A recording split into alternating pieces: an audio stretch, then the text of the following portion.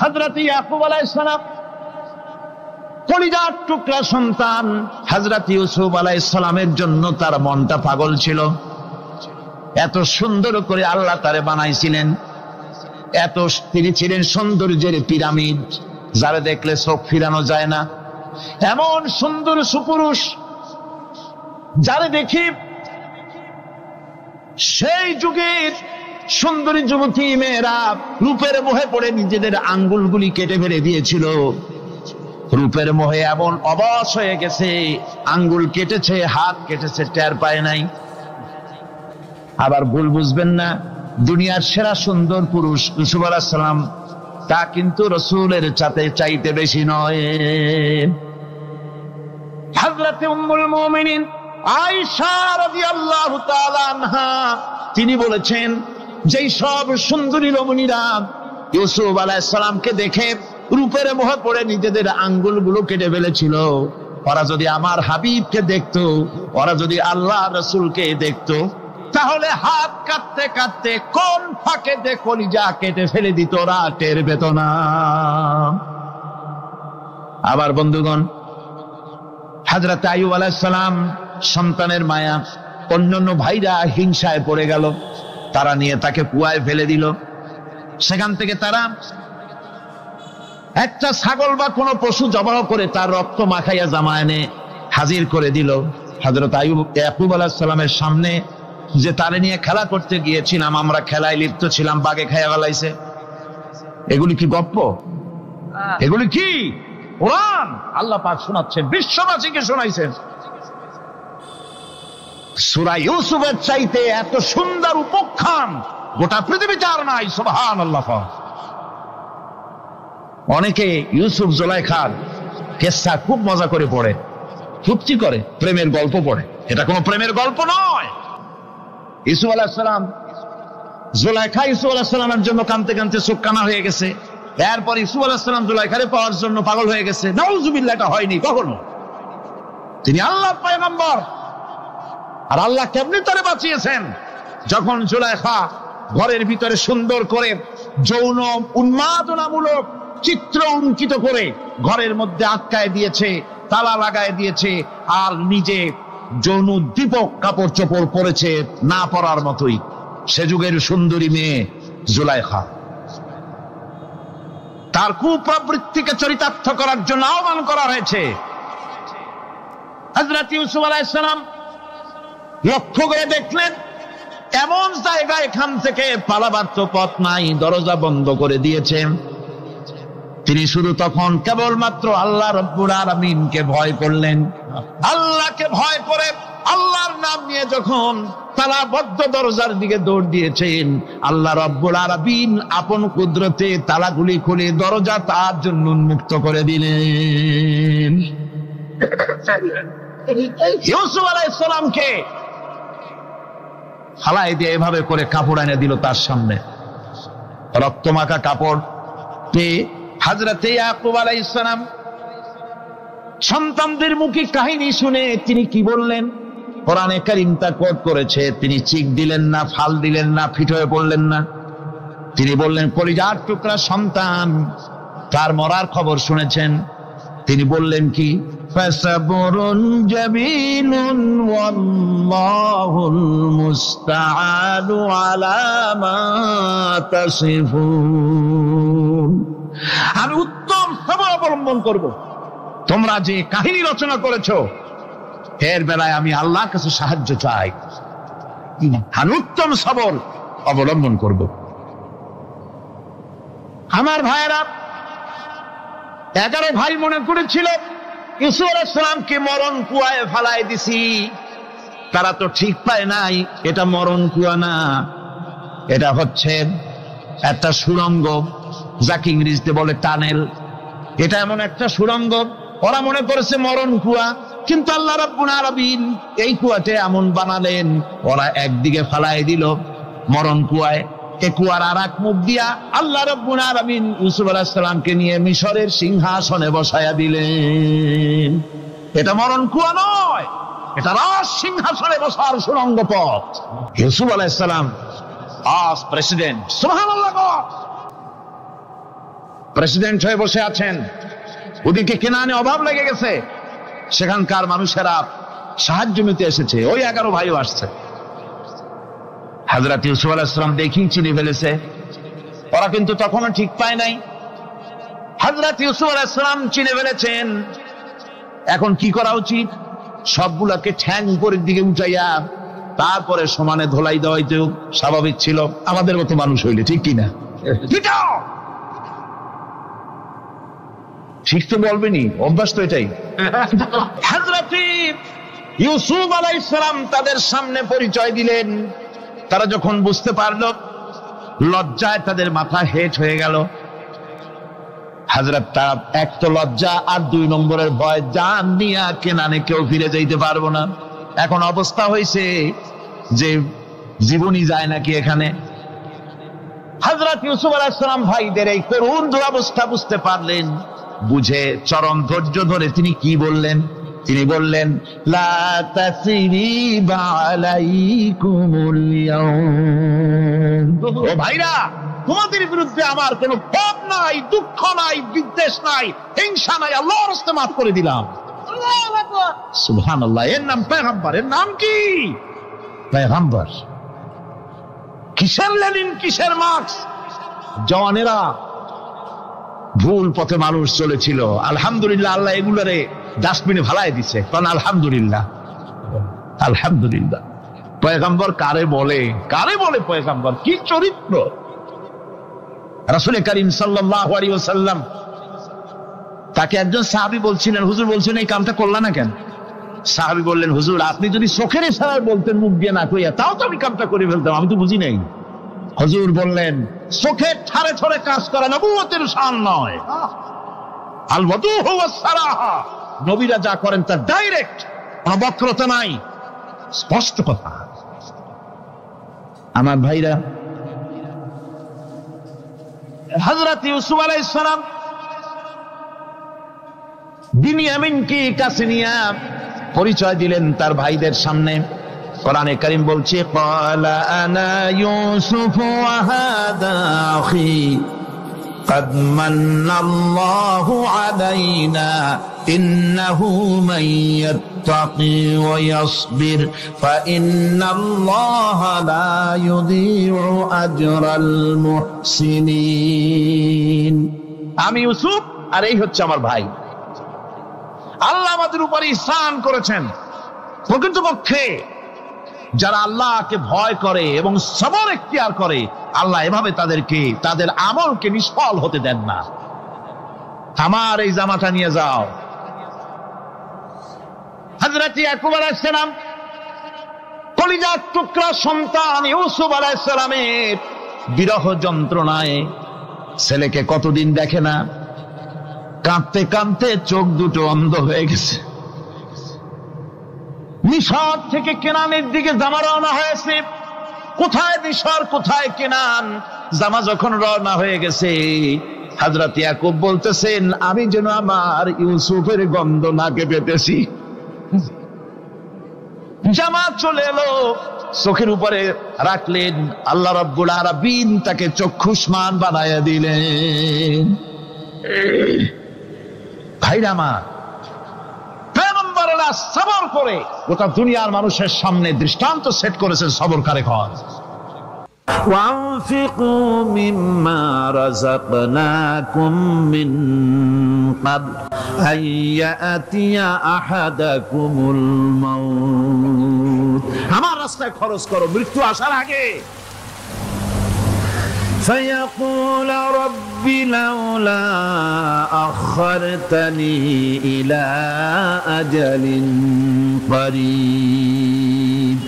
যদি মরার আগে না দাও, মৃত্যুর সময়, মৃত্যু যখন এসে গেল, সেই সময় যদি বলো, অনুশোচনা যদি করো, আহারে যদি আমি সময় পাইতাম, একটুখানি যদি সময় দিতে আল্লাহ, একটু সময় আমারে যদি দাও, ফাসাদদাকা ওয়া আকুম মিনাস সালিহিন, দান সদকা করব, সব আল্লাহর রাস্তায় দিয়ে দেব, আর আমি সালেহ বান্দাদের মধ্যে শামিল হয়ে যাব। আল্লাহ একটু সময় আমারে দাও।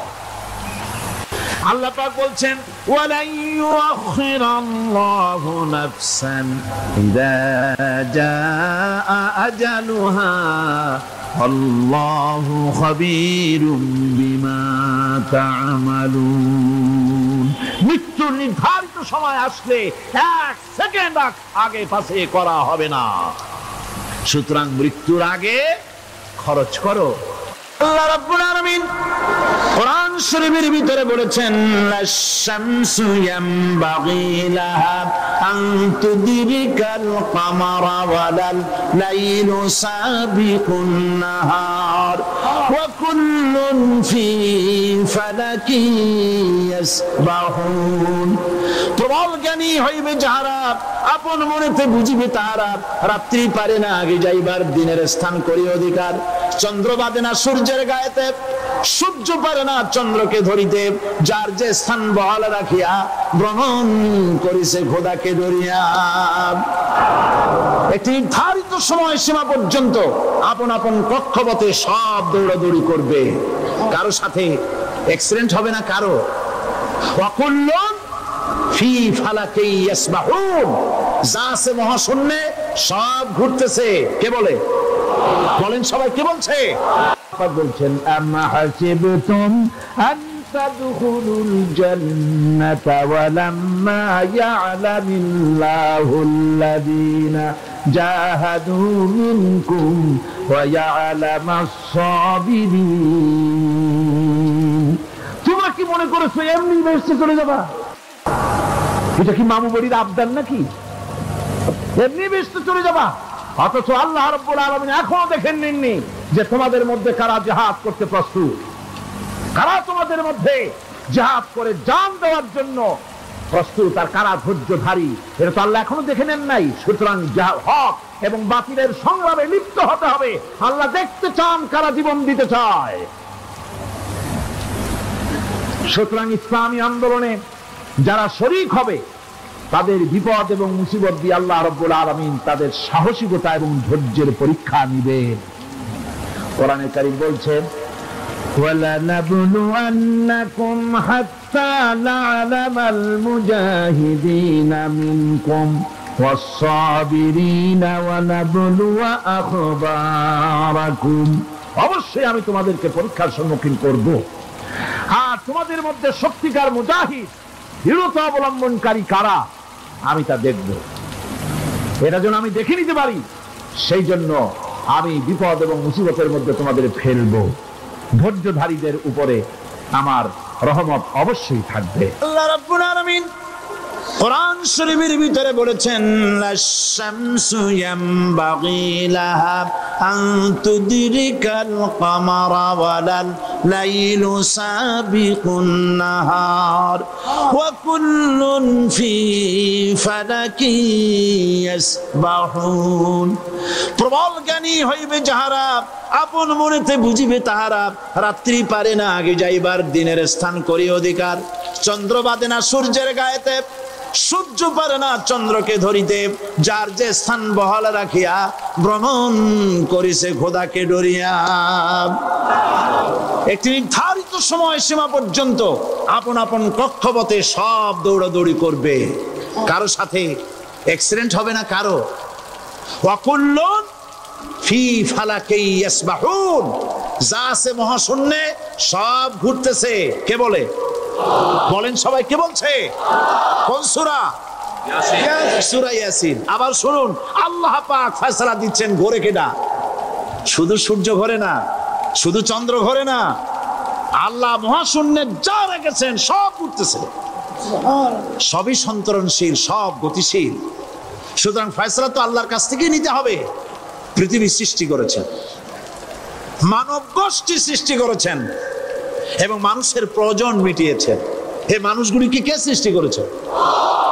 মানুষ সৃষ্টির ব্যাপারেও দার্শনিকরা মানুষদেরকে বিভ্রান্ত করে। যা কলেজে বিশ্ববিদ্যালয়ে পড়ানো হয়, এই কোরআন শরীফ বিশ্ববিদ্যালয়ে পড়ানো হয়? হ্যাঁ হয়। কয়েকটা আয়াত, কয়েকটা সূরা পরীক্ষায় পাস করার জন্য একটু একটু অপশনাল রেখে দেওয়া হয়েছে। বর্তমান যে শিক্ষা কমিশন, শামসুল হক শিক্ষা কমিশন রিপোর্ট, মন্ত্রী পরিষদে অনুমোদন করেছে বর্তমান সরকার। এই শিক্ষানীতিতে বলা হয়েছে ক্লাস 1 থেকে নিয়ে ক্লাস 5 পর্যন্ত ধর্মীয় শিক্ষা দিতে দেওয়া হবে না। তাহলে ক্লাস 5 পর্যন্ত যদি ধর্মীয় শিক্ষা না থাকে, তাহলে ক্লাস 6-7-এ ওঠার পর আলিফ জাওরা বাজাবর বা আনাকুম জানাকুম ছেলেরা পড়বে, মেয়েরা পড়বে? আসল উদ্দেশ্য হলো ইসলাম থেকে জাতিকে দূরে সরাবার জন্য ষড়যন্ত্র। এই সরকারের প্রণীত শিক্ষানীতি আমরা মানি না। আপনারা মানেন? যেই মাদ্রাসা মানুষের চরিত্র সৃষ্টি করে, বর্তমান সরকার সেই মাদ্রাসাগুলি একটা একটা করে ধ্বংস করার পরিকল্পনা গ্রহণ করেছে। সুতরাং আসল শিক্ষা হলো কোরআনের কাছে। আসল শিক্ষা কোথায়? কোরআনের কাছে।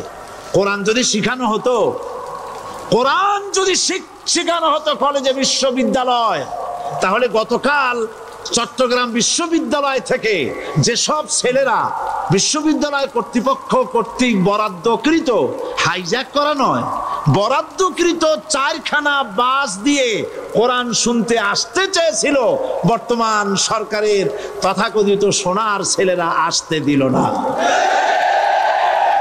কোরআন যদি তারা পড়তো, তাহলে কোরআন শরীফ শুনতে তারাও আসতো। কপাল পোড়া। জোরে বলেন কি? আরো জোরে বলেন কি? কপাল পোড়া। সব ভালো লাগে, কোরআন ভালো লাগে না।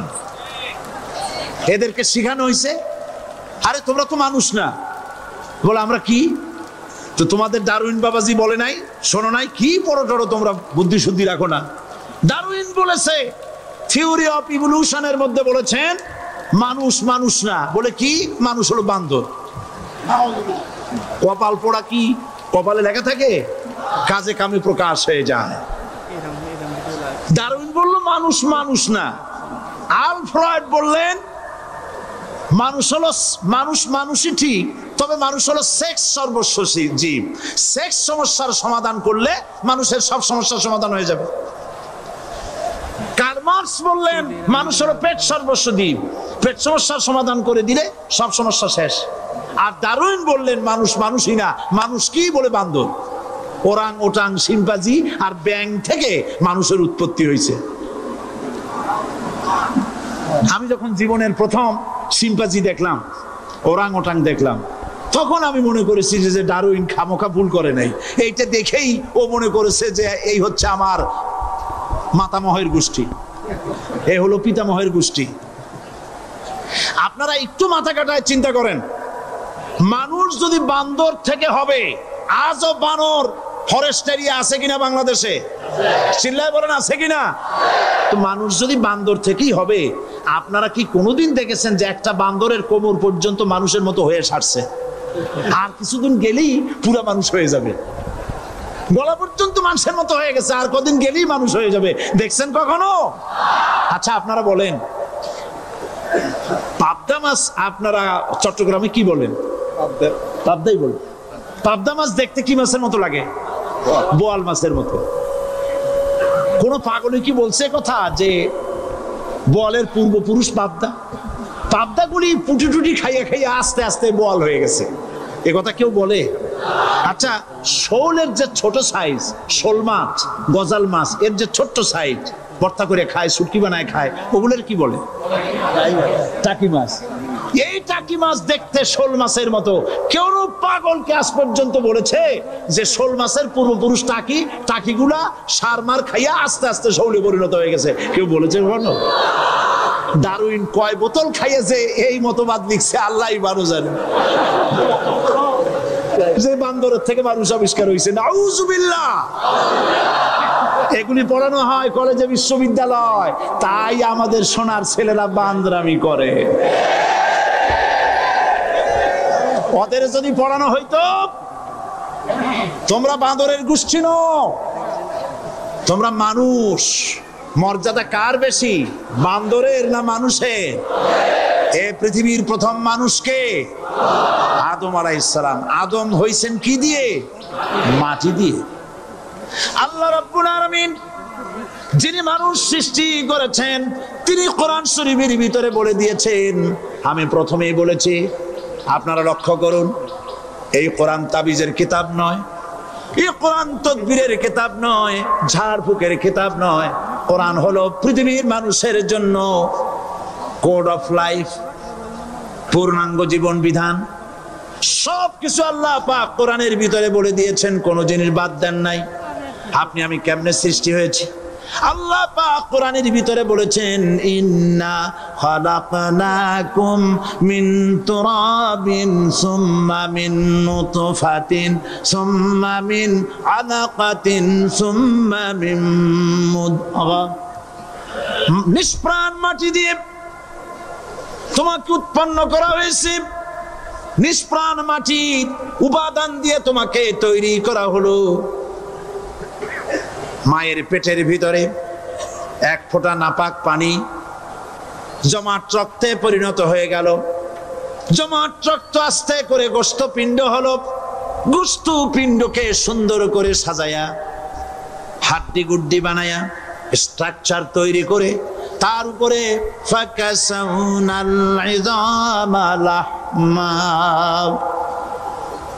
চামড়া দিয়ে গোস্ত দিয়া সাজায়া সুন্দর করে বানালাম। আল্লাহর পরিচয় শুনুন, আল্লাহ আমার কেমন আল্লাহ। মায়ের পেটের ভিতরে সন্তান বানায়া এরপরে যখন রূহ দেওয়া হয়েছে, ক্ষুধা লেগেছে, খাবারের প্রয়োজন হয়েছে, আল্লাহ রাব্বুল আলামিন ওই কচি বান্দা মায়ের পেটে বসে কি খাবে সেজন্য তার মা চিন্তা করে নাই, বাবা চিন্তা করে নাই, সরকার চিন্তা করে নাই। আল্লাহ রাব্বুল আলামিন মায়ের মাসিক অসুখকে বন্ধ করে দিয়ে সন্তানের নাভির সাথে আর মায়ের নাভির সাথে তার লাগায়া, পাইপ লাগায়া মায়ের মাসিক অসুখের রক্তগুলি দিয়ে সন্তানকে বড় বানালেন। মুখ দিয়া এই রক্ত পান করালেন না, মুখটাকে পবিত্র রেখে দিলেন যাতে করে পৃথিবীতে আসার পর ওই মুখ দিয়া আল্লাহ রাব্বুল আলামিনের জিকির করতে পারো। সন্তান মায়ের ভিতরে পেটের ভিতরে বড় হলো। আল্লাহ রাব্বুল আলামিন বলেন, মাস দিন যখন পুরা হয়ে গেল, সুম্মা নুখরিজুকুম তিফলা, বাচ্চার আকারে পৃথিবীতে নিয়ে আসলাম। এখন খাবা কি? পৃথিবীতে যখন বাচ্চা এলো তখন তার পেটের সাথে যে সংযোগ ছিল মায়ের নাভির সাথে আর সন্তানের নাভির সাথে, সেই সংযোগ তার আর কি থাকলো? কি করা হলো?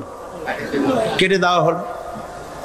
লক্ষ্য করুন, খাবারের জন্য একটি মাত্র পাইপ আল্লাহ লাগাইছিলেন, পৃথিবীতে সন্তান আসার সঙ্গে সঙ্গে পাইপটা কেটে দেওয়া হলো।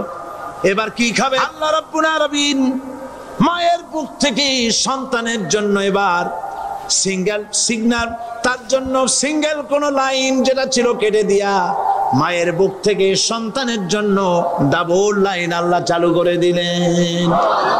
এমন দুধ বানাই দিলেন যা শুধু খাবার নয়, শুধু ফুড ভ্যালু নয়, এই দুধের ভিতরে ক্যালসিয়াম, এর মধ্যে ভিটামিন, এর মধ্যে আয়রন, এর মধ্যে মেডিসিন।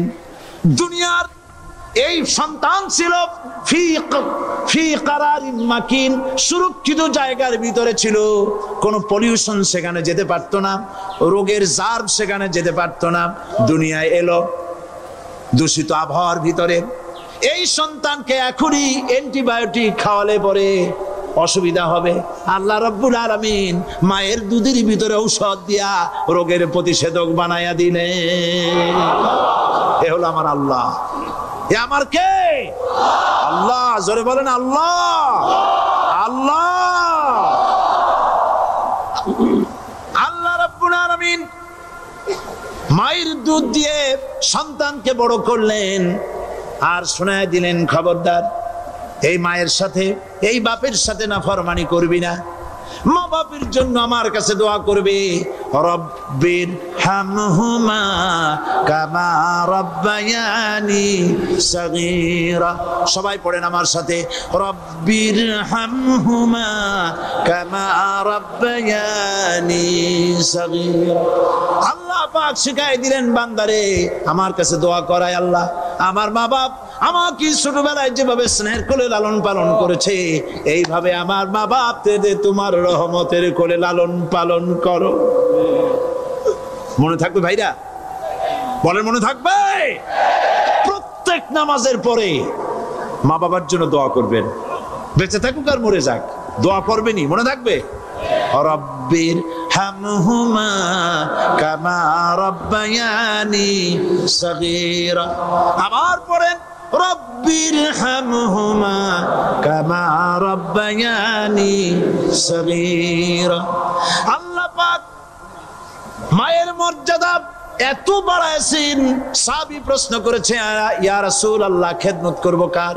হুজুর বলেন তোমার মায়ের, তারপরে কার? তোমার মায়ের, তারপরে কার? তোমার মায়ের, তারপরে কার? তোমার পিতার। বাপের চাইতে মায়ের মর্যাদা আল্লাহ 3 গুণ বাড়াইয়া দিলেন, 3 গুণ বৃদ্ধি করে দিলেন। হাদিস শরীফে এসেছে হযরত আবী হুরায়রা রাদিয়াল্লাহু তাআলা আনহু রাসূলের কাছে এসে রাতের বেলায় কাঁদতেছিলেন। হুজুর প্রশ্ন করলেন আবু হুরায়রা কাঁদো কেন? হযরত আবু হুরায়রা বলছেন হুজুর মা আমাকে মেরেছে। তিনি প্রশ্ন করলেন আচ্ছা মা তোমারে মারলো কেন? তুমি কি কোনো বেয়াদবি করছো? তিনি বললেন না। তবে মারলো কেন? হযরত আবু হুরায়রা বলেন ইয়া রাসূলুল্লাহ আপনার খেদমত থেকে বাড়ি ফিরতে আমার দেরি হয়ে গিয়েছিল। গভীর রাত্রে যখন বাড়ি গেছি মা আমাকে প্রশ্ন করলেন বাবা দেরি হলো কেন, কোথায় ছিলি? তাম পৃথিবীর মানুষ যেই কদম মোবারক চুমু দিতে পারলে ধন্য হয়ে যায়, সেই আখিরি জামানার পয়গম্বর নবী মুহাম্মদ রাসূলুল্লাহ সাল্লাল্লাহু আলাইহি সাল্লামের দরবার থেকে আসতে আমার দেরি হয়ে গেছে। ইয়া রাসূলুল্লাহ আমার মা আপনার নাম শুনে তার গা জ্বলে উঠলো, তিনি কাফের মুশরিকা। আপনার নাম শুনে অগ্নি শর্মা হয়ে আমাকে ধরে পিটানো আরম্ভ করলেন আর বললেন আবু হুরায়রা হয় মুহাম্মদ সাল্লাল্লাহু আলাইহি সাল্লামের বাড়ি ছাড়বি নইলে আমার বাড়ি ছাড়বি, কি করবি বল? মার খেতে খেতে আমি বললাম মা তোমার গায়ে যত শক্তি আছে আমারে মারো, তোমার বাড়ি শুদ্ধ তাম দুনিয়াটা ছেড়ে দিতে পারি, মুহাম্মদ রাসূলুল্লাহর কদম মোবারক ছেড়ে দিতে পারি না। হুজুর আমার মা গলা ধাক্কা মেরে আমাকে বের করে দিয়েছেন। হুজুর বলছেন আবু হুরায়রা মা তোমাকে মেরেছে আর আমার কাছে নালিশ করছো, আমি তোমার মায়ের কোনো বিচার করতে পারবো না। সুবহানাল্লাহ, এত বড় পাওয়ারফুল নবী, শানওয়ালা, ইজ্জতওয়ালি, বরকতওয়ালি, এত বড় নবী বলছেন মা মেরেছে আমার করার কিচ্ছু নাই। সুবহানাল্লাহ, তোমার মা মুশরিকা হোক আর যাই হোক তোমার মা। সুবহানাল্লাহ বলেন। আমার বন্ধুগণ হযরত আবু হুরায়রা বলেন ইয়া রাসূলুল্লাহ মায়ের বিরুদ্ধে কোনো অভিযোগ নিয়ে আমি আপনার কাছে আসি নাই। হুজুর বললেন কেন আসছো বলো খুলে। আবু হুরায়রা বলেন হুজুর আমি জানি আপনি আল্লাহর দরবারে যদি কোনো ব্যাপারে হাত তোলেন আল্লাহ মঞ্জুর করে ফেলেন, আপনি দয়া করে আমার মার জন্য দোয়া করেন আল্লাহ যেন হেদায়েত দিয়ে দেন। আমার নবীজি দুখানে হাত উত্তোলন করলেন, বললেন আল্লাহুম্মা ইহদি উম্মা আবি হুরায়রা, আয় আল্লাহ আমি দোয়া করতেছি আবু হুরায়রার মাকে হেদায়েত নসিব করো। হুজুর হাত তুলে মোনাজাত করছেন, আবু হুরায়রা দৌড় দিলেন বাড়ির দিকে। কয়েকজন সাহাবী হযরত আবু হুরায়রার জামা টেনে ধরেছে, এই ভদ্রলোক দৌড়ায় কেন? এত শান্ত মানুষ, কখনো গরম হয়ে কারোর সঙ্গে কথা বলে না, এই মানুষটা দৌড়ায় কেন? কোনো বিপদ হইল নাকি? জামা টেনে ধরে বলে আবু হুরায়রা দৌড়াও কেন? হযরত আবু হুরায়রা বলেন জামা ছেড়ে দাও, কোনো বিপদ আমার হয় নাই, আমি দৌড়াইয়া বাড়ি যাই দেখতে চাই। আমি দৌড়াইয়া আগে বাড়ি যেতে পারলাম না, আমার নবীর দোয়া আগে আমার বাড়ি চলে গেছে, আমি এটা দেখতে চাই। হযরত আবু হুরায়রা দৌড়াতে দৌড়াতে বাড়ি চলে গেছেন। দরজায় নক করলেন, ভেতর থেকে আওয়াজ এলো কে? তিনি বললেন আমি আবু হুরায়রা, মা দরজা খুলে দাও, আমি তোমার সন্তান। মা বললেন বাবা অপেক্ষা করো, দরজা খুলতেছে। হযরত আবু হুরায়রা বলেন মায়ের গলার আওয়াজের ভেতরে কুফরি কর্কশতা পেলাম না, মায়ের গলার আওয়াজের ভেতরে তাওহীদের নরমিয়াত পেলাম। আমার কাছে মনে হলো আমি আবু হুরায়রা বাড়ি আসার আগে নবীজির দোয়া আল্লাহর আরশে পৌঁছে গেছে। আবু হুরায়রা বলছেন, মা আমার কিছুক্ষণ পরে ঘরের থেকে বেরিয়ে এসেছেন, আমি দেখলাম মায়ের শরীর ভিজা, মাথার চুল দিয়া পানি টপকাচ্ছে। মা আমার বললেন, বাবারে তোমাকে মারার পর আমি নিদারুণ অনুশোচনায় পড়েছিলাম, মনে মনে ভাবলাম, আহারে আমার সন্তানরা আমি কেন মারলাম? সে তো কোনো খারাপ কাজ করে নাই, কোনো খারাপ জায়গায় যায় নাই, এত ভালো মানুষ যার সম্পর্কে লোকেরা খামোখাই মিথ্যা কথা বলে, এই ভালো মানুষটার কাছে গেছে, সেজন্য আমি মারলাম কেন? বাবা গো, আমি আমার ভুল বুঝতে পেরেছি, জীবনের ভুলও ধরা পড়েছে, আমাকে জলদি করে নিয়ে চলো বিশ্ব নবীর দরবারে। হযরত আবু হুরায়রার মা রাসূলুল্লাহর খেদমতে এসে ঘোষণা করলেন, আশহাদু আল্লা ইলাহা ইল্লাল্লাহু ওয়াহদাহু লা শারীকা লাহু ওয়া আশহাদু আন্না মুহাম্মাদান আবদুহু ওয়া রাসূলুহু। আমার ভাইয়েরা, আল্লাহ রাব্বুল আলামিন মানুষ সৃষ্টি করে পৃথিবীতে পাঠায় দিলেন, খাবারের ইন্তজাম করলেন, এগুলি সব আল্লাহর পরিচয়।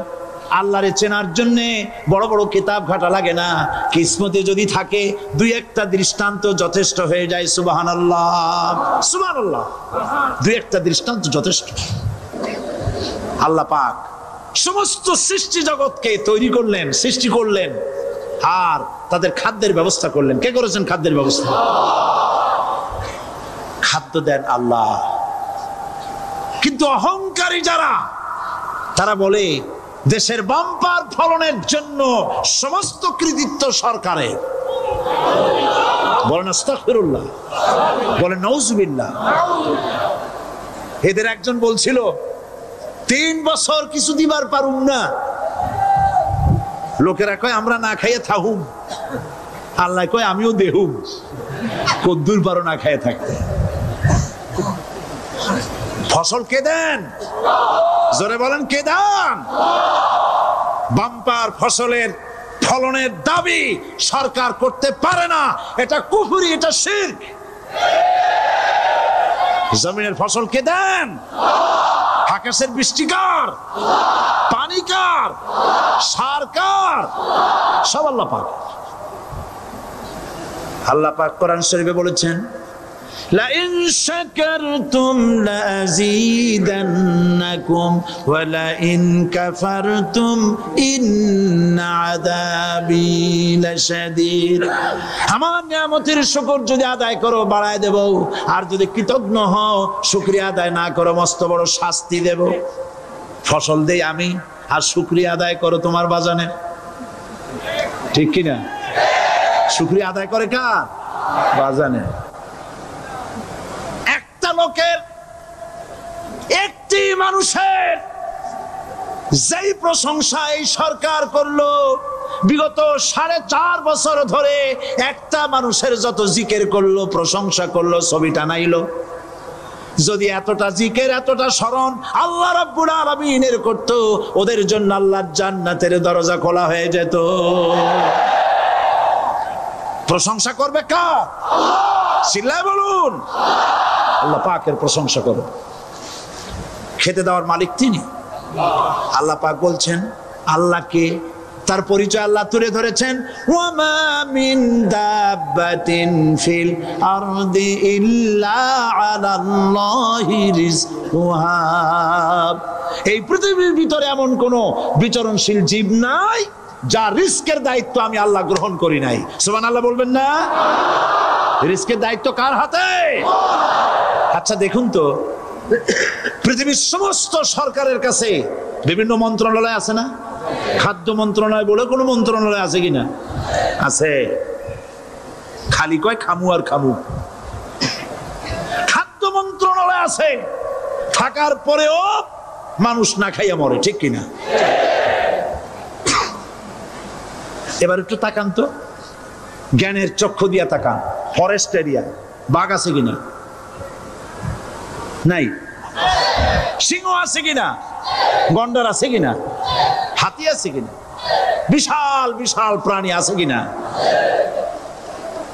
জঙ্গলে ছোট্ট প্রাণী থেকে পোকা থেকে শুরু করে গন্ডার পর্যন্ত, টুনটুনি পাখি দিয়ে শুরু করে ঈগল পাখি পর্যন্ত, নদীর ভিতরে ছোট্ট চুনু পুঁটি থেকে শুরু করে তিমি মাছ পর্যন্ত। প্রাণী তত্ত্ববিদরা বলেছেন সমুদ্রের ভিতরে এমন এমন বড় বড় তিমি আছে যে একটা তিমির ওজন 5000 টন পর্যন্ত হয়ে যায়। 5000 টন তিমিটার ওজন। এর যখন বাচ্চা হয় তখন বাচ্চার দৈনিক দুধ লাগে 50 থেকে 60 মণ পর্যন্ত। কে ব্যবস্থা করে? রুহান মান ফেরেশতা। তো ওর মা যেমন বাচ্চা তো সেরকম হবে, ঠিক কিনা? কে দেয় খাবার? এবার দেখেন তো আপনার দেশের এই জঙ্গলে কত হাতি আছে। হাতিরা মিছিল করে আসছে যে আল্লাহ আমাদের এখন আর খাইতে টাইতে দিতে পারে না, বাংলাদেশের গভর্নমেন্ট কিছু দাও। আসছে না, খাইয়া ক্ষুধার জ্বালায় হাতি মরেছে, বাঘ মরেছে, সিংহ মরেছে। এর কোনো দৃষ্টান্ত আছে? ক্ষুধার জ্বালায় আকাশের উড়ন্ত পাখিরা ছটফট করে মারা গেছে, দৃষ্টান্ত আছে? নদীর মাছেরা ক্ষুধার জ্বালায় ভেসে উঠেছে, না খাইয়া মরে গেছে, দৃষ্টান্ত আছে? মহান আল্লাহ রাব্বুল আলামিন কোরআন শরীফের ভিতরে বলেছেন অনেক প্রাণী এমন আছে যারা তাদের খাদ্যকে সঞ্চয় করে না, খাদ্যকে জমা করে না, আহরণ করে না। সকাল বেলায় একটা খাবার খেলো, দুপুরে কি খাবে তার জানা নাই। শকুন পৃথিবীর মাটি থেকে 3 মাইল উপরে ওড়ে, তার চোখকে আল্লাহ পাক এত তীক্ষ্ণ বানিয়ে দিয়েছেন। এই চট্টগ্রামের কোথায় মরা গরু আছে 3 মাইল উপর দিয়ে দেখতে পায়? সুবহানাল্লাহ করতে ইচ্ছে করে না। এই প্রাণীগুলি খাবারগুলি কোনো গভর্নমেন্ট জোগাড় করে রাখে নাই। আল্লাহ পাক বলেন সবার খাবার আমি দেই। সকাল বেলায় সমস্ত প্রাণীগুলি, মহাশূন্যে পাখি,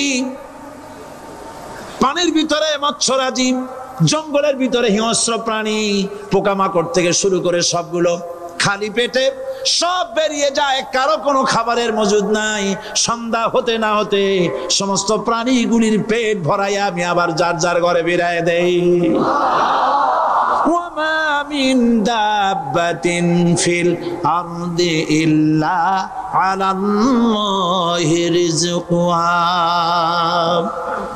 সমস্ত প্রাণীর রিজকের দায়িত্ব আমি আল্লাহর হাতে। কে দেয় রিজক? জোরে বলুন, কে দেন? আল্লাহ পাক। কি খাবেন সব আল্লাহ জোগাড় করে দিয়েছেন। হযরতে ওমর, হযরতে উসমান রাদিয়াল্লাহু তাআলা আনহুমা তারা শহীদ হবেন কবে তার আগে হুজুর ভবিষ্যৎবাণী করছেন তোমার উপরে একজন নবী, একজন সিদ্দিক আর 2 জন শহীদ আছে। পাহাড় থেমে যা। পাহাড় থেমে গেল।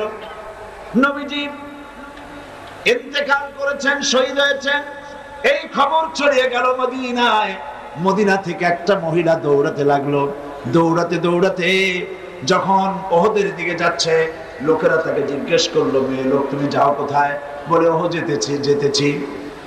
লোকেরা বলছে ওহদে যে কোনো লাভ নাই, কারণ তোমার যে 2টি ছেলে এসেছিল জিহাদের ময়দানে, 2টো ছেলে শহীদ হয়েছে। মহিলা বলতেছেন কে শহীদ হয়েছে শুনতে চাই না, তাড়াতাড়ি করে বলো আল্লাহর নবী কেমন আছেন। আবার অগ্রসর হয়েছেন। আরেকজন বলছে মহিলা যাও কই? বলে ওহদে যেতেছি। কই যায় কোনো লাভ নাই, তোমার বাবা যে এসেছিলেন তিনি শহীদ হয়ে গেছেন। মহিলা বলছেন কে শহীদ হয়েছে শুনতে চাই না, বলো নবীজি কেমন আছেন। দৌড়ে দৌড়ে নবীজির কাছে গিয়া নবীজির জীবিত চেহারা মুবারক দেখে বলছেন ইয়া রাসূলুল্লাহ, আমার পিতা মরা শোক, আমার কলিজার টুকরা 2টা সন্তান মরা শোক সব আমি ভুলে গেছি। আল্লাহর নবী আপনি জীবিত আছেন, এটাই উম্মতের বড় পাওনা।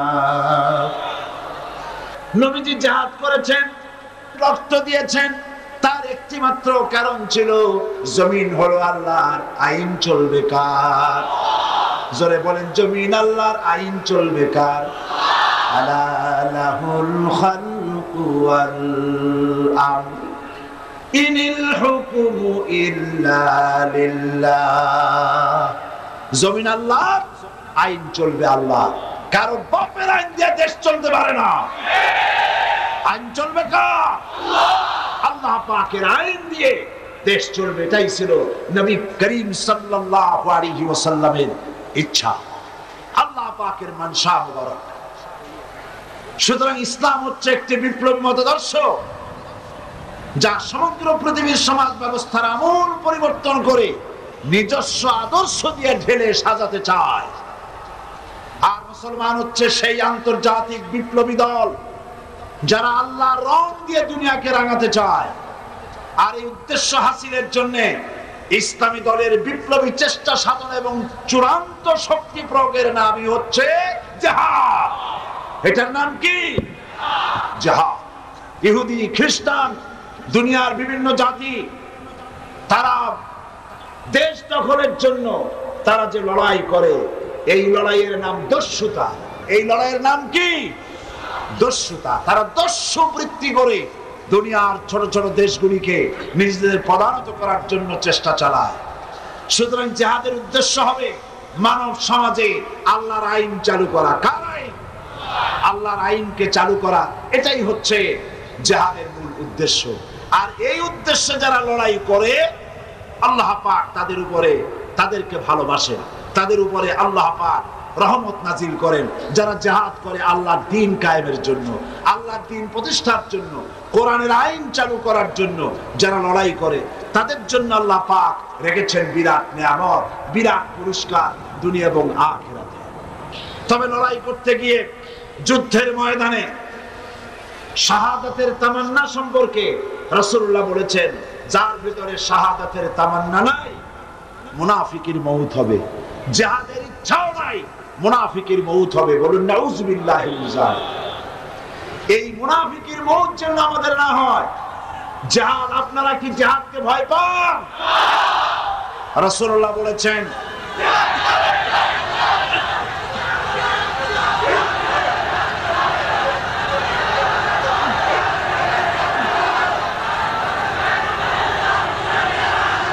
রাসূল করিম সাল্লাল্লাহু আলাইহি ওয়াসাল্লাম বলেছেন, রাসূল করিম সাল্লাল্লাহু আলাইহি ওয়াসাল্লাম বলেছেন, জিহাদের ময়দানে যে ব্যক্তি শহীদ হয়, শহীদি মওতের যন্ত্রণা তোমাদের ভেতরে কেউ কাউকে চিমটি দিলে সেই চিমটি কাটায় যে যন্ত্রণা, পিঁপড়ায় কাটায় যে যন্ত্রণা, শাহাদাতের মওতের এর থেকে বেশি যন্ত্রণা কিছুই নয়। তুমি দেখতেছো বোমায় পা উড়ে গেছে, মাথা উড়ে গেছে, নাড়ি বুড়ি বেরিয়ে গেছে, গুলিতে এফড় ওপড় হয়ে গিয়েছে, ছটফট করছে, মনে করছে অনেক যন্ত্রণা। না, কোনো যন্ত্রণা নাই। এই মৃত্যু হচ্ছে সব থেকে সেরা মৃত্যু। এই মৃত্যুর একদিকে হচ্ছে দুনিয়া, শাহাদাত হচ্ছে সেতু। এই সেতু পার হলেই আল্লাহ রাব্বুল আলামিনের সঙ্গে দিদার নসিব হয়ে যাবে। হযরতে বুখারী শরীফে এসেছে, বুখারী শরীফে এসেছে রাসূল করিম সাল্লাল্লাহু আলাইহি ওয়াসাল্লামের হিজরতের পর আব্দুল উজ্জা নামক এক যুবক, 20 বছরের যুবক, এতিম, চাচার কাছে তিনি প্রতিপালিত হচ্ছিলেন। তিনি রাসূলের হিজরতের পর চাচার কাছে গিয়ে বলছেন, চাচা, মুহাম্মদ সাল্লাল্লাহু আলাইহি ওয়াসাল্লামের সম্পর্কে আপনার ধারণা কি? তো বলছে, তিনি তো শেষ নবী বলি তিনি বলেন, লোকেরাও বলে। আব্দুল উজ্জা বলছেন, আপনি কি মুসলমান হবেন? তিনি বলছেন, কখনোই না। ভাতিজা বলছেন, আমার তো ইচ্ছে ছিল আপনি মুসলমান হলে আমার জন্য ইসলাম কবুল করা সহজ হয়ে যায়। তা আপনি যখন ইসলাম কবুল করবেন না, তখন আপনাকে সাক্ষী রেখে আমি বলছি, আমি আর ধৈর্য ধারণ করতে পারছি না। আমি ঘোষণা করলাম, সাক্ষী আপনি থাকুন। আল্লাহকে সাক্ষী রেখে বলছি, আমি আর কাফের রইলাম না, আমি মুসলমান হয়ে গেলাম। লা ইলাহা ইল্লাল্লাহু মুহাম্মাদুর রাসূলুল্লাহ। জোরে পড়েন, লা ইলাহা ইল্লাল্লাহ, লা ইলাহা লা ইলাহা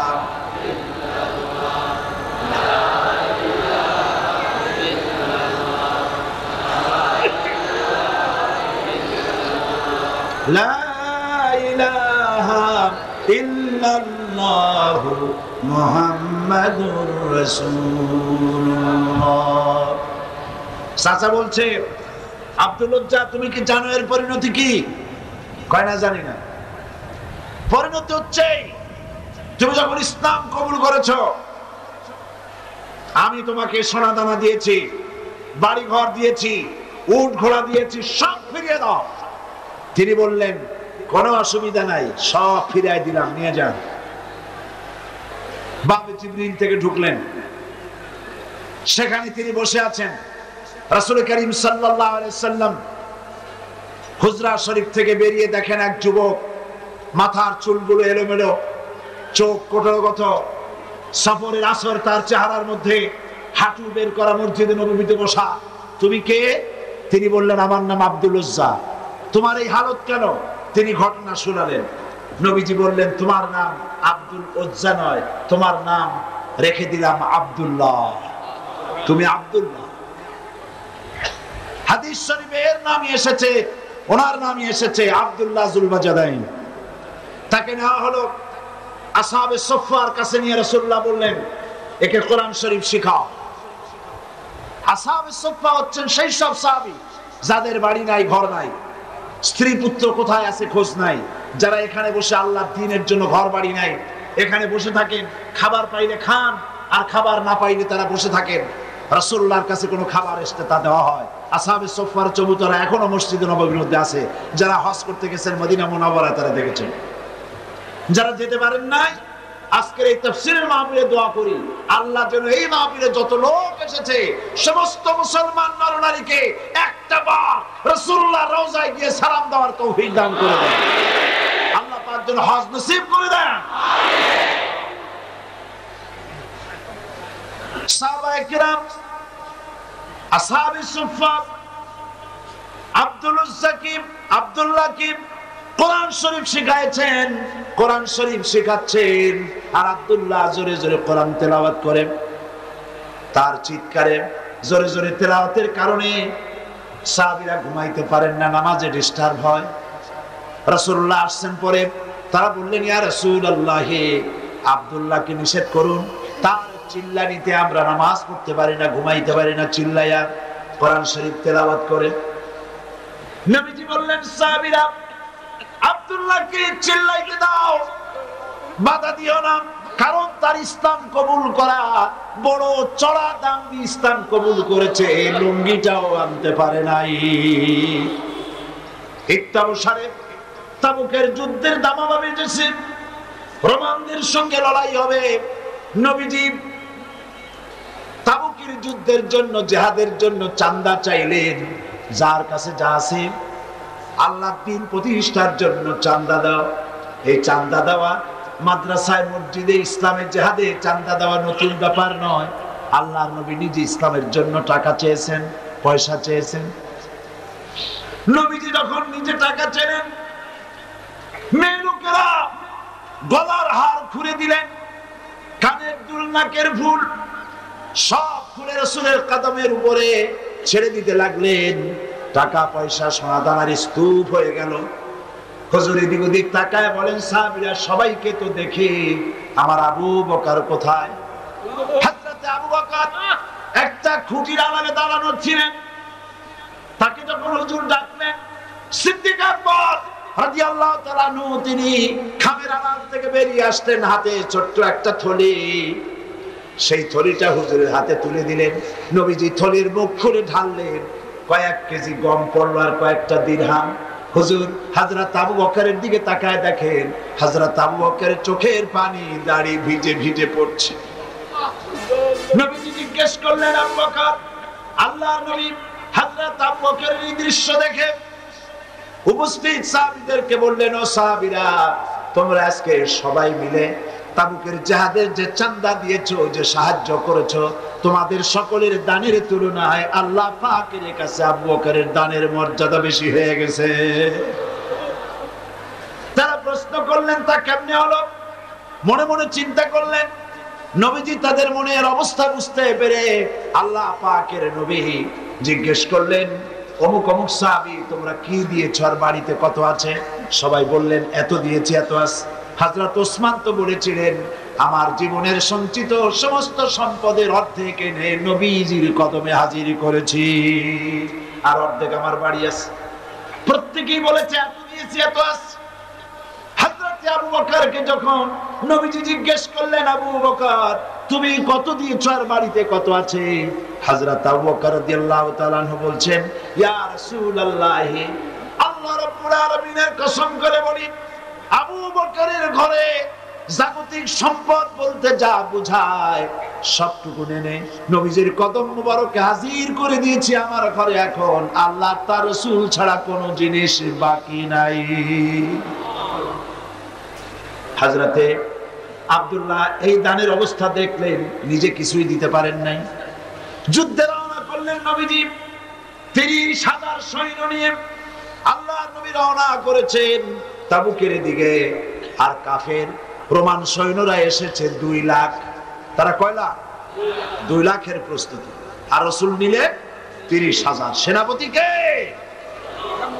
মুসলমান। যারা বলো ধর্ম আর রাজনীতি আলাদা, ঈমান নষ্ট হয়ে যাবে।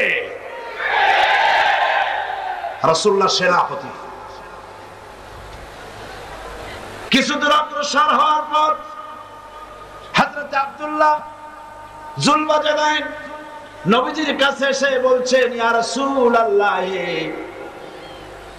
এই তাবুকের জিহাদের জন্য আপনার সকল সাহাবী, পুরুষ মেয়ে লোক সবাই মিলে সাহায্য করলো, কিন্তু আমার ভাগ্য খারাপ, কিছুই দিতে পারলাম না, আমার তো কিছু নাই।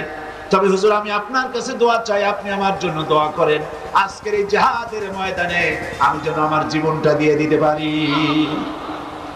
নবীজি বললেন, আব্দুল্লাহ, একটা ডাল থেকে একটা ডাল, একটা বাকল, একটা গাছের ছাল নিয়ে আসো।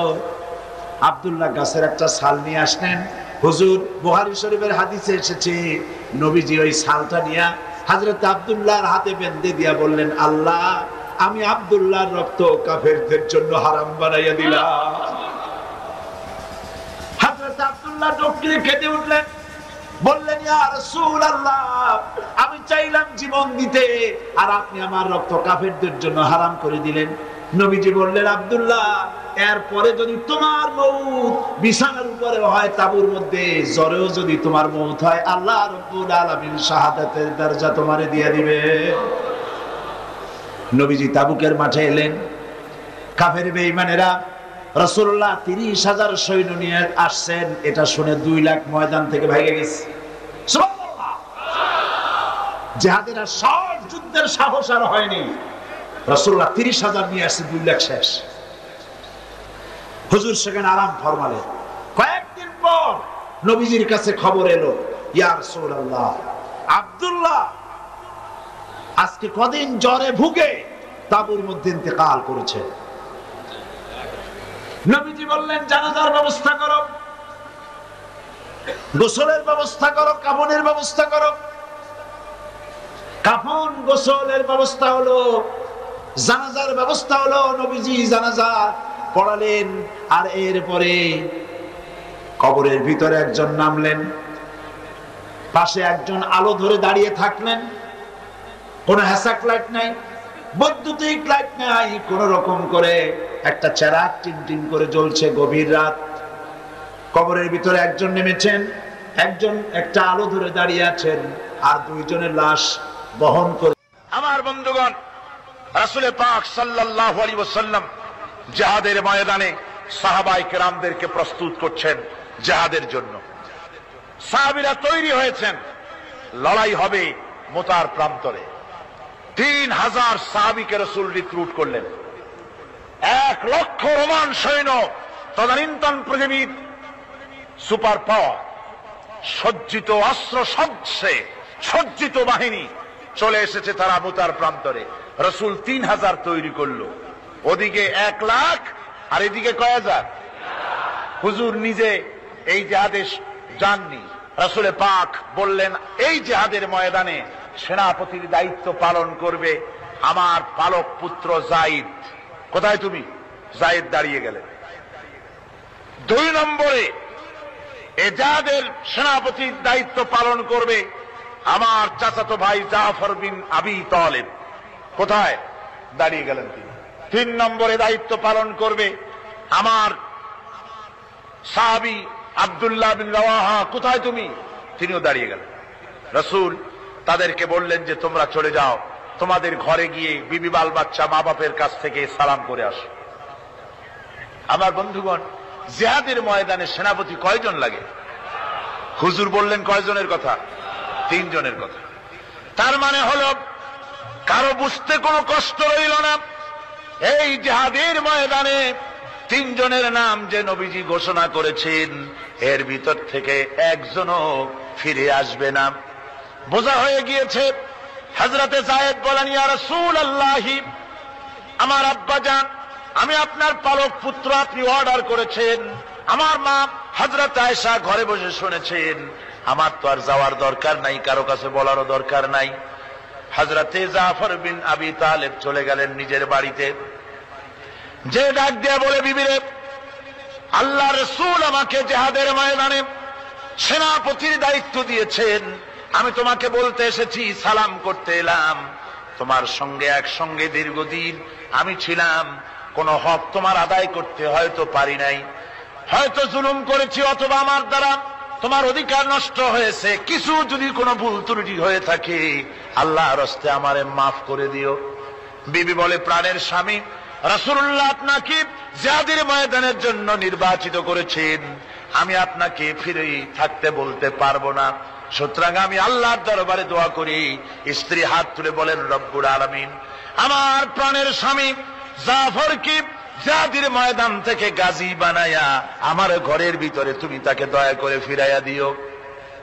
হযরতে জাফর তরবারির উল্টা পিঠ দিয়া স্ত্রীর হাতের উপরে মৃদু আঘাত করলেন আর বললেন, বিবিরে, উল্টা দোয়া করো না, উল্টা দোয়া তোমার আল্লাহর দরবারে কবুল হবে না। যেহেতু নবীজি আমার নাম 2 নম্বরে ঘোষণা করেছেন, আমার আগেও একজন আছে, পরেও আর একজন আছে। ও বিবি, নির্ঘাত ওই মুতার প্রান্তরে আমি শহীদ হয়ে যাব। জনমের মতো দেখা করতে আসলাম, এই জীবনে তোমার সাথে আমার আর দেখা হবে না। আমার বন্ধুগণ, হযরতে জাফরের স্ত্রী কাঁদতেছেন, বিবি বাচ্চাগুলা কান্দে।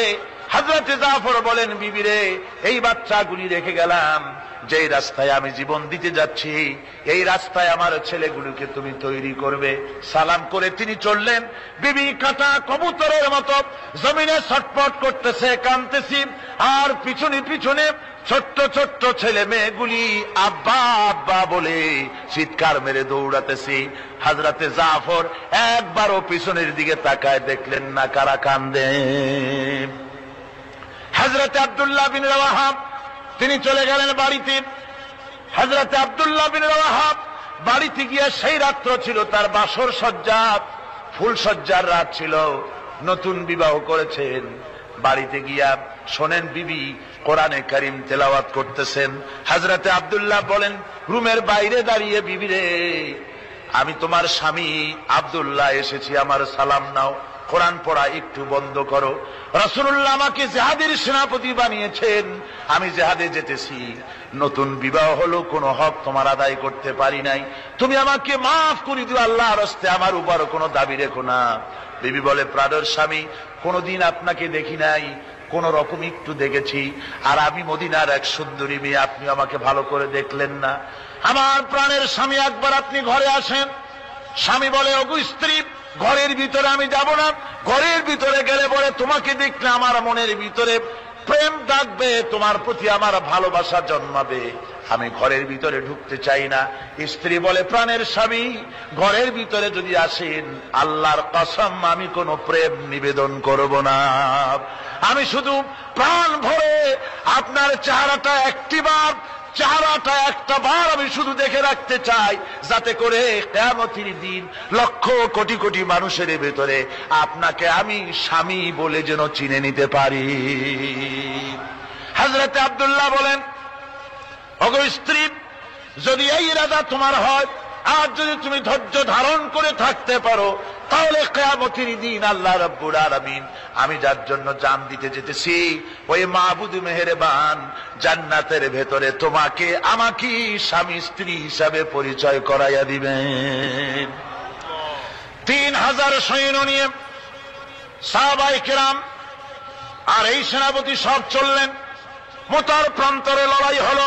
এই লড়াইয়ের ময়দানে হযরতে যায়েদ অনেকগুলি কাফির সৈন্যকে জাহান্নামে পাঠিয়ে দিয়ে তিনি নিজেও শহীদ হয়ে গেলেন। এবার জাফর হাতে তরবারি আর এক হাতে ঝান্ডা নিয়ে এগোচ্ছেন সামনের দিকে। কাফেরেরা হযরত জাফরকে ঘিরে ফেলে দিল। আমার বন্ধুগণ, কাফেরেরা ঘিরে ধরে তরবারির আঘাত করলো জাফরের ডান হাতে। ডান হাত কেটে ঝুলে পড়লো। হযরতে জাফর এবার বাম হাতে তরবারি উঁচু করে ধরেছেন। এবার বাম হাতে কোপ দিল ওরা। এই কাটা দুইটা হাত দিয়ে বুকের সাথে হযরতে জাফর ইসলামের পতাকাটাকে জড়ায় ধরলেন। পাশের সাহাবীকে ডেকে বলেন, ও রাসূলুল্লাহর সাহাবী শোনো, আল্লাহর নবীকে আমার সালাম বলে দিও আর শোনায়া দিও জীবনের শেষ মুহূর্ত পর্যন্ত ইসলামের পতাকা উঁচু করে রেখেছিলাম, মাটিতে পড়তে দেই নাই। আমার মনে হয় আমি এখন শহীদ হয়ে যাব, যেহেতু আমি এখন আমার নাকের ভিতরে আল্লাহর জান্নাতের সুঘ্রাণ পেতেছি। হযরতে জাফর শহীদ হয়ে গেলেন। হযরতে আব্দুল্লাহ বিন রাওয়াহা, হযরতে আবু উবাইদা দুজনে মিলে ছুটলেন ঝান্ডা ধরার জন্য। ওনারা বলেন, এগিয়ে গিয়ে দেখি সামনের পরে দূরে পতাকা উঠতেছে। ভাবলাম আমরা যাওয়ার আগে ইসলামের পতাকা কে ধারণ করলো। কাছে গিয়ে দেখি হযরতে জাফরের ডান হাত কাটা, বাম হাত কাটা, দুইটা পা কাটা, দেহটা একদিকে পড়ে আছে আর শুধু মাথাটা এক পাশে পড়ে থেকে ইসলামের পতাকা কামড়ায় ধরে উঁচু করে রেখে দিয়েছেন। আমার বন্ধুগণ, হযরতে আবু উবাইদা বলেন, আমি হযরতে সাদের, হযরতে জাফরের হাত পা মাথা মস্তক একত্রিত করে তার পা থেকে শুরু করে মাথা পর্যন্ত চুমা খাইলাম। তাকে জানাজা করে দাফন করে রাখলাম কবরের ভিতরে। রাতের বেলায় স্বপ্নে দেখি হযরতে জাফর আল্লাহর জান্নাতের ভিতরে ফেরেশতাদের সঙ্গে উড়ে বেড়াতেছেন। আমি জিজ্ঞেস করলাম, ও জাফর, আল্লাহ তোমার সাথে কি ব্যবহার করেছেন? হযরতে জাফর বলেছেন, ওগো আবু উবাইদা, আল্লাহ রাব্বুল আলামিন আমাকে বলেছেন, জাফর রে, আমি তোমার শাহাদাতে খুশি হয়েছি, তুমি আমার কাছে আর কি চাও? হযরতে জাফর বলেন, আয় আল্লাহ পাক, কিচ্ছু চাই না, শুধু একটা দাবি, দুনিয়ায় তুমি মেহেরবানি করে আমাকে পাঠায়া দাও আর একবার যদি যেতে পারি, তাহলে তোমার দুনিয়ার বুকে তোমার দিন কায়েমের জন্য কাফেরদের বিরুদ্ধে লড়াই করে আমার জীবনটা আর একবার দিয়ে আসি। আমার বন্ধুগণের জন্য আল্লাহ রাসূল বলেছেন, হাদিস শরীফ এসেছে, আমার ইচ্ছে হয় জিহাদ করি, শহীদ হই, আবার যদি জিন্দা হই, আবার জিহাদ করি, শহীদ হই, আবার যদি জিন্দা হতে পারি তাহলে আবার জিহাদ করি, আবার শহীদ হই। যেহেতু শাহাদাতের মওতের মতো এত বড় মর্যাদা সম্পন্ন মওত আর পৃথিবীতে হতে পারে না। আমার ভাইরা, ইসলামের জন্য জান দেওয়ার জন্য, মাল দেওয়ার জন্য সাহাবায়ে কেরাম এভাবে প্রস্তুত ছিলেন। নিজেদের জীবন তারা আল্লাহর সামনে নজরানা পেশ করেছেন, শহীদ হয়েছেন, আল্লাহ দ্বীন কায়েমের জন্য তারা প্রচেষ্টা করেছেন। আল্লাহর পথে যারা জিহাদ করার সিদ্ধান্ত নেন, মহান আল্লাহ স্বয়ং তাদের সাহায্য করেন। যুগে যুগে আমরা এর প্রমাণ পেয়েছি, আর তাই মুসলমানরা কাফেরদের উপর বরাবর বিজয়ী হয়েছে। এই ইসলামকে প্রতিষ্ঠিত করার জন্য প্রয়োজন রয়েছে জিহাদের। কিসের প্রয়োজন? কিসের? জিহাদের প্রয়োজন। সেই জিহাদ করতে কি আপনারা তৈরি আছেন? জিহাদের জন্য তৈরি আছেন? সেই জিহাদ কিন্তু সেই জিহাদ মানে কি? সেই জিহাদের আবার অপব্যাখ্যা করা হয়েছে। জিহাদের অপব্যাখ্যা করা হয়েছে এইভাবে যে ওয়ালাকিন কলমদার কাফে দুশমনাস, দুশমনের হাতে কলম ছিল। ওরা যেমন খুশি আমাদের ইতিহাসকে চিত্রিত করেছে। ওরা বলেছে ইসলামের ইতিহাস থেকে তরবারি আর রক্তের গন্ধ আসে, কিন্তু আসলে জিহাদের অর্থ তো তরবারির যুদ্ধ নয়।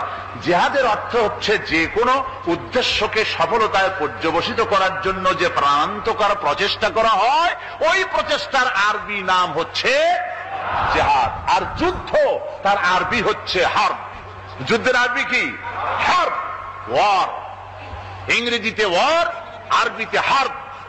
আর জিহাদ যেটাকে বলা হয়েছে ওটা হচ্ছে যে কোন উদ্দেশ্যকে সফলতায় পৌঁছবার জন্য যে চেষ্টা, ওই চেষ্টার নাম জিহাদ। তবে এই চেষ্টা করতে গিয়ে যখন বাধা আসে সশস্ত্র, ওই সশস্ত্র বাধার মোকাবেলা সশস্ত্রভাবে করা যেটা, ওইটা হচ্ছে জিহাদের চূড়ান্ত রূপ। কথা বুঝে আসছে? ইসলাম প্রথমে কাউকে আক্রমণ করে না। ইসলাম প্রথমে কাউকে আক্রমণ করে না, আক্রান্ত হলে পরে তারপরে এর জবাব দেয়। ঠিক কিনা? দেখেন না, হযরত আলী রাদিয়াল্লাহু তাআলা আনহু ওই যে খায়বারের যুদ্ধে, সেইখানে কেউ খায়বারের এই দুর্গ মুসলমানদের হাতে আসে না। প্রতিদিন যুদ্ধ হচ্ছে, অথচ যুদ্ধে কোনো ফলাফল দেখা যাচ্ছে না। ফজরের এশার নামাজের পর হুজুর বলছেন, ও সাহাবীরা, আগামীকাল আমি এমন এক ব্যক্তির হাতে ইসলামের ঝান্ডা তুলে দেব যাকে আল্লাহ এবং আল্লাহ রসুল বেশি ভালোবাসেন, এবং তিনিও আল্লাহ এবং আল্লাহ রসুলকে বেশি ভালোবাসেন, আর তার হাতেই বিজয় হবে। হযরত ওমর রাদিয়াল্লাহু তাআলা আনহু বলেন, আমার এরকম পেরেশানির রাত জীবনে আর কখনো গেছে কিনা জানি না। আমি সারা রাত পেরেশান ছিলাম যে ওই ব্যক্তিকে আমি হতে পারবো। ফজরের নামাজের পর আল্লাহর নবী বলছেন, সাহাবীরা, আমার আলী কোথায়? তাকে দেখছি না কেন? সবাই বলছেন, হুজুর, হযরত আলীর চোখ উঠেছে, তাই নামাজের জামাতে শরীক হতে পারেন না। হুজুর বললেন, তাকে নিয়ে আসুন। দুজন সাহাবীর কাঁধের উপরে ভর করে হযরত আলী এলেন। হুজুর সাল্লাল্লাহু আলাইহি ওয়াসাল্লাম তার মুখের থুতু মোবারক নিয়ে হযরত আলীর চোখে লাগিয়ে দিলেন। সাথে সাথে আগের থেকেও ভালো দৃষ্টিশক্তি সম্পন্ন হয়ে গেলেন। সুবহানাল্লাহ। তো এখানে রাসূল পাক সাল্লাল্লাহু আলাইহি ওয়াসাল্লাম তিনি হযরত আলীর হাতে তরবারি উঠায় দিলেন। জুলফিকার বললেন, আলী, তুমি যাও, আজকের ময়দানে সেনাপতির দায়িত্ব পালন করো। হযরত আলী তরবারি হাতে নিলেন। ইসলাম আক্রমণকারী যে না, সে কথা বলতে আমি এই কথা নিয়ে আসছি। হযরত আলী গেলেন, যায়া মুরাহহাবের সামনে পড়েছেন। মুরাহহাব হলো, হাদিসে এসেছে, মুরাহহাব হচ্ছে কাফেরদের নেতৃত্ব দিচ্ছে। মুরাহহাব বলছে, আলী, তোমাকে আমি কিন্তু ভালোবাসি, তুমি আসলে কেন? তোমার প্রতি আমার একটা সফট কর্নার আছে আমার অন্তঃকরণে। তুমি তোমার ছেলে মেয়েকে কি এতিম বানাতে চাও? তোমার বউকে কি বিধবা করতে চাও? আমি তো সেই বীর যে আমার সামনে এসে কেউ কল্লা সাথে নিয়ে যেতে পারে নাই। সুতরাং তুমি যদি ওদেরকে এতিম আর বিধবা করতে না চাও, আমার সামনে থেকে সরে যাও। হযরত আলী বলেন, মুরাহহাব, তুমি কাকে ভয় দেখাতেছ? তোমার তরবারি এই সমাজের কিছু কাফেরেরা ভয় করতে পারে। তুমি কি আমারে চেনো নাকি? তুমি কারে ভয় দেখাও? তাম পৃথিবীর সমস্ত কাফেরদের উপরে আল্লাহ রাব্বুল আলামিন আমাকে বাগ বানায় পাঠিয়েছে। তরবারি দিয়ে প্রমাণ হবে। মুরাহহাব বলে, তুমি আঘাত করো। কয় না, আক্রমণ তো করব না আমি, আগে তুমি করো, আমি প্রতিহত করব। আক্রান্ত হলে পরে তারপরে জবাব দেব। এরপরে মুরাহহাব আঘাত হানতে লাগলো।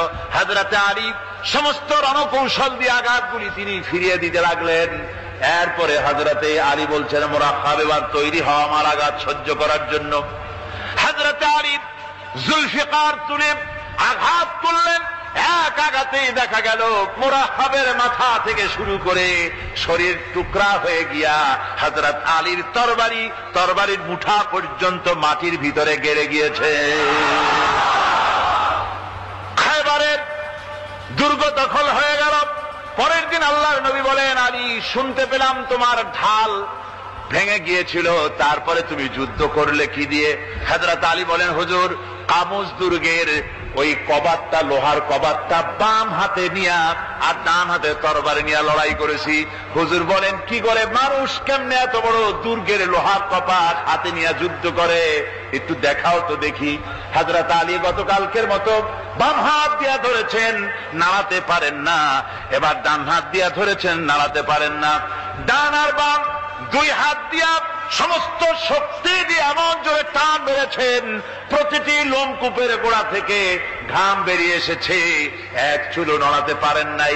হযরত আলীর মুখখানা মলিন হয়ে গেছে লজ্জায়। হযরত আলী রাদিয়াল্লাহু তাআলা আনহু লজ্জা পেয়ে গেছেন।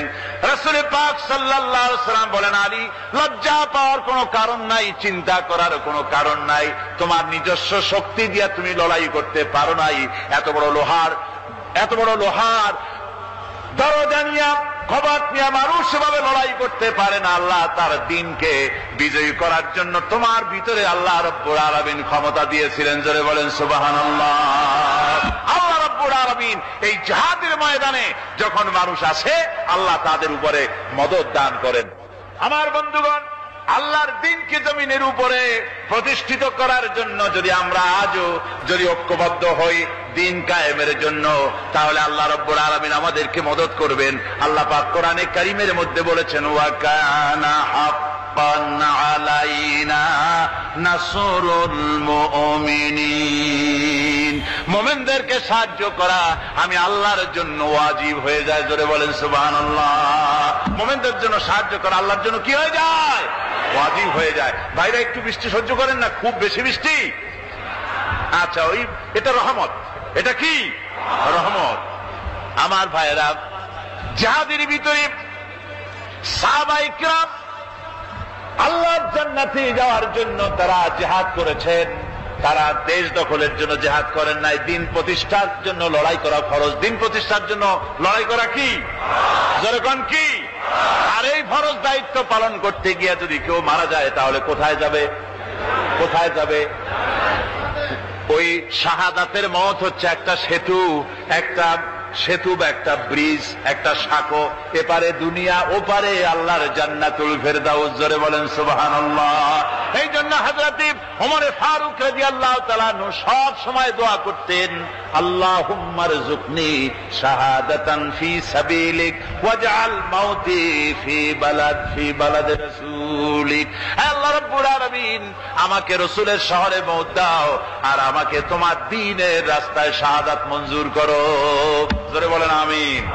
এটা আমাদের দোয়া, আমারও দোয়া, আমার সারা জীবনের স্বপ্ন, সারা জীবনের স্বাদ, আল্লাহ যেন শাহাদাতের মওত নসিব করে দেন। জোরে বলেন আমিন। এর থেকে উন্নত মানের মওত আর নাই। ওই প্যারালাইসিস হয়ে বিছানায় পড়ে তড়পায় মরার কোন দাম নাই। দুনিয়ার বুকে বিড়ালের জিন্দেগি বছর করার 500 বছর বেঁচে থাকার দাম নাই। সিংহের মতো 1 সেকেন্ড বেঁচে থাকার দাম আছে, ঠিক কিনা?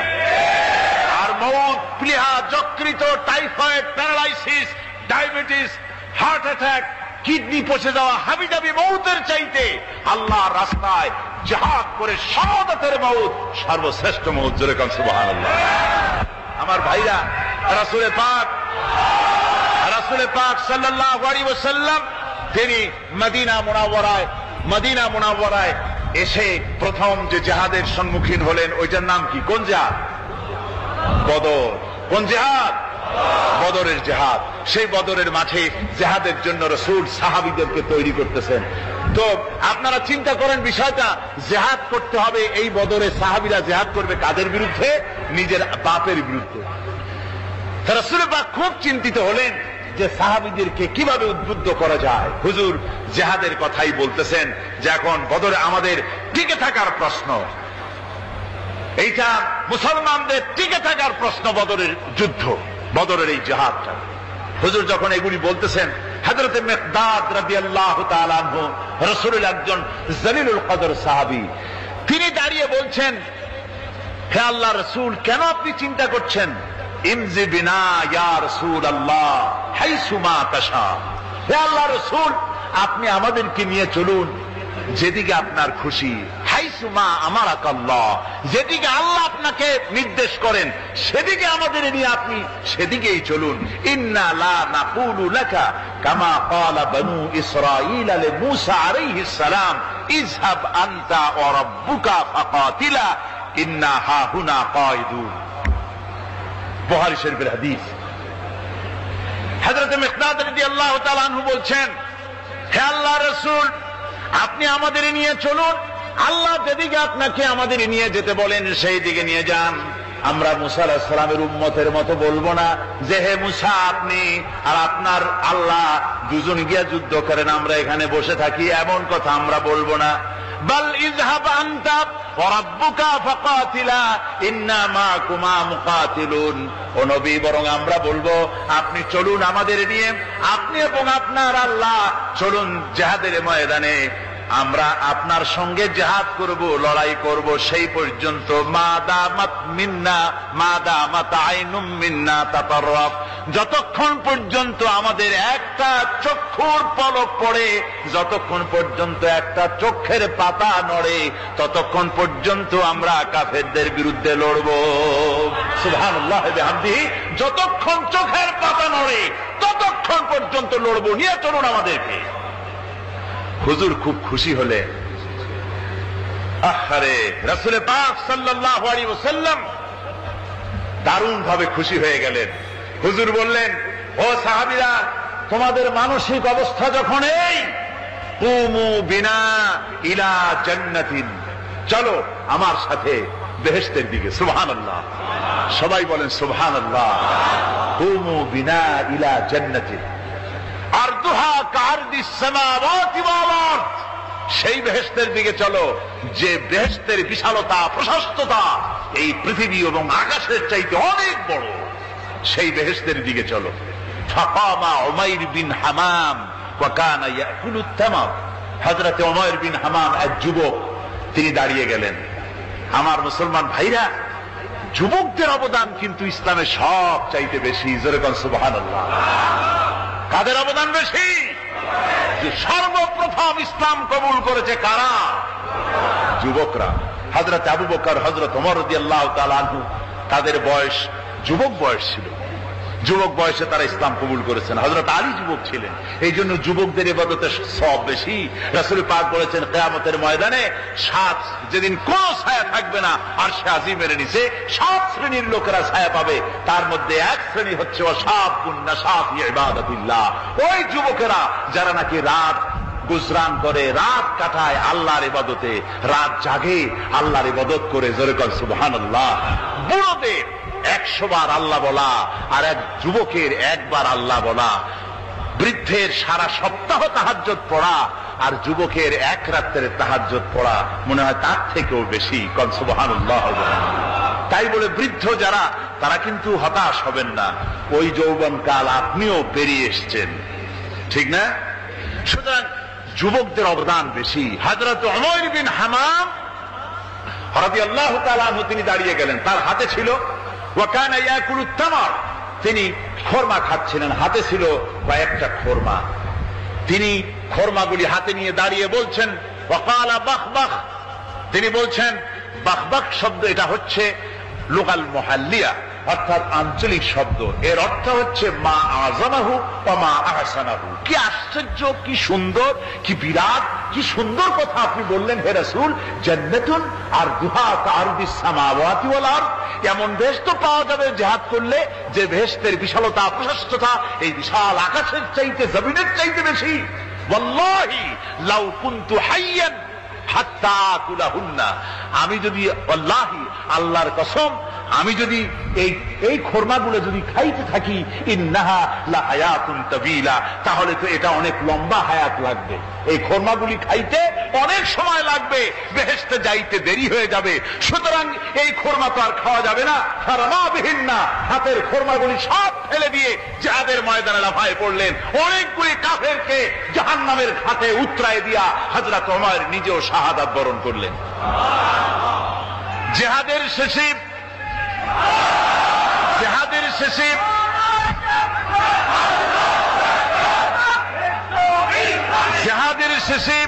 শহাদায়ে বদরের সমস্ত শহীদদের লাশ এক জায়গায় এনে সাহাবীরা বললেন, হে আল্লাহর রাসূল, আপনি যখন জান্নাতের বর্ণনা দিতেছিলেন তখন যে যুবকটা খোরমা খেতেছিল আর জান্নাতের আশায় হাতের খোরমা ফেলে দিয়েছিল, যে খোরমাগুলি খাইতে গেলে তো সময় লাগবে অনেক, বেহেশতে যেতে দেরি হয়ে যাবে, এই কথা মনে করে হাতের খোরমা ফিকে ফেলে জিহাদের ময়দানে এসে শাহাদাত বরণ, যে যুবকটি জিহাদ করেছিল তার লাশে সেও শাহাদাত বরণ করেছে। রাসূল পাক হযরত ওমরের চেহারার দিকে লক্ষ্য করে তার দিকে অঙ্গুলি সংকেত করে হুজুর বলছেন, ইন্নাকা মিন আহলিহা।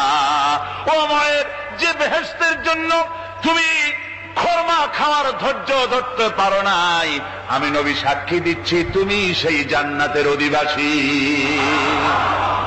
আমার ভাইয়েরা, ওই জান্নাতে যাওয়ার জন্য, আল্লাহর দ্বীনকে প্রতিষ্ঠার জন্য আমাদেরকে ঐক্যবদ্ধ হতে হবে। আল্লাহর দ্বীনের জন্য, আল্লাহর নবীর যে আদর্শ, সে আদর্শ প্রতিষ্ঠার জন্য এগিয়ে আসতে হবে। যদি আমরা তা করতে পারি, আমরা সংখ্যায় কত, আমাদের অস্ত্র আছে কি নাই, আমাদের জনবল কত, আমাদের সৈন্যবল কত, এগুলি প্রশ্ন না। প্রশ্ন হচ্ছে ওয়ালা তাহিনু ওয়ালা তাহজানু ওয়া আনতুমুল আলাউনা ইন কুনতুম মুমিনিন। কোনো ভয় নাই, কোনো চিন্তা নাই, যদি তোমরা মুমিন হও আমি আল্লাহ তোমাদেরকে বিজয়ী করব। জোরে বলেন সুবহানাল্লাহ। মুসলমানেরা তো সেই জাতি, যাদের ময়দানে যখন মুসলমানদেরকে সাহায্য দরকার হয়েছে, আল্লাহ রাব্বুল আলামিন আকাশ থেকে ফেরেশতা নাজিল করেছে কিনা কোন? কবি বলছেন, ফিজায়ে বদরি पैदा कुन फरिश्ते तेरी नसरत को उतर सकते गर्दों से कतर अंदर कतार भी। বদরের মুসলমানদের মতো ঈমান যদি আজ তোমরা আনতে পারো, তোমাদের ভিতরে হয়ে যায়, তাহলে আল্লাহ রাব্বুল আলামিন তোমাদের জন্য কাতারে কাতারে ফেরেশতা তোমাদের জন্য নাজিল করে দিতে পারেন। তোমরা সেই জাতি, তোমরা সেই মুসলমান। ফিরে আসো ইসলামের দিকে, ফিরে আসো দ্বীনের দিকে, রাসূলের সঙ্গে মহব্বতটা জুড়ে দাও। কি মুহাম্মদ সি ওফাতুনে তু হাম তেরে হ্যাঁ, ये जहां चीज ही क्या लोहे कलम तेरे। মুহাম্মদ সাল্লাল্লাহু আলাইহি ওয়াসাল্লামের সঙ্গে তুমি যদি মহব্বতের সম্পর্ক স্থাপন করতে পারো, অনুসরণ আর অনুকরণের, তাহলে আকাশ আর জমিন তো দূরের কথা, লৌহ কলম পর্যন্ত আল্লাহ তোমার জন্য করে দিবেন।